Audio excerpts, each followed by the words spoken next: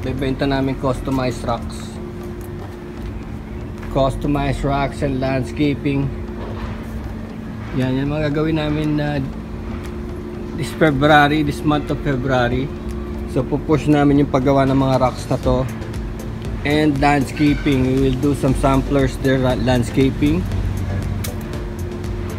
So ito yun, ito bakal na to with wheels. Ito ang tawag namin dito is plant hanger. Ano to, customized metal, hindi ito yung malalambot na bakal. Customized metal. Around 5.5 ang taas niya. Dito mo sasabit yung mga plant boxes mo dito. Tapos ang maganda rito, dahil may gulong, pwede mo siyang remove kung saan yung araw. Pwede rin pa customize na lagyan siya ng saluhan doon ng tubig. So this is 2.5 to nagagalaw siya. Then this one is around 5,000 kasi ito namumove yung depende rin sa direksyon ng araw. Pwede mo siya. Tapos ang ganda kasi rito, space saver.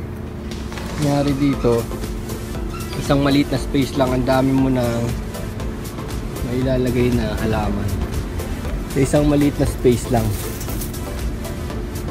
Yun. Itong base ayusin pa namin. Either lagyan namin ng parang heavy cement. Yan, dyan lalagay.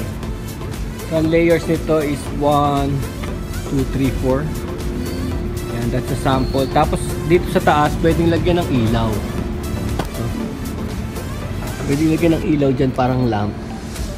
Tapos po kaya brace para tumibay. This is indoor outdoor kasi. Indoor outdoor. Pwedeng lagyan ng ilaw yan. Tapos pwedeng lagyan ng solar and watering system. Basta itong base unit na to is 5K. Ngayon kung papalagay kayo ng solar, para yung lights niya libre na. And watering system. Yun.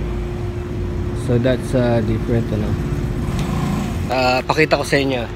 Yan pala yung parang pinaka-sampler pero around 5K. Pero kung gagawin, lalagyan natin ng electronic solar and tawag dito yung watering system. Yun, additional na lang. Pero ito yung pinaka-base niya.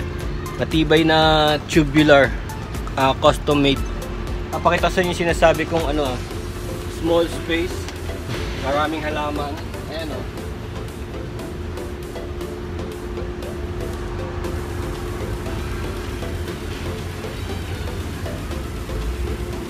So naro-rotate siya.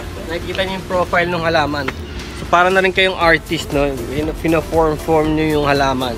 Kung saan babagsak yung mga parang ganito, yung mga vine, no?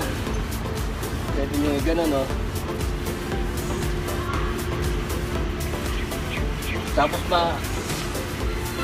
pag nag-picture kayo, Instagram, gano'n, makikita nyo na parang nagbabago yung hindi siya yung steady sa paso na nasa baba, garden, no? Ito, namumove mo, tapos eye level siya, eye level. Yun ang maganda sa kanya, no? Tapos yung combination ng mga halaman is up to you. Pagaya nito, 3 plant combination, different colors, pwede mong i-move around. Tapos of course, it's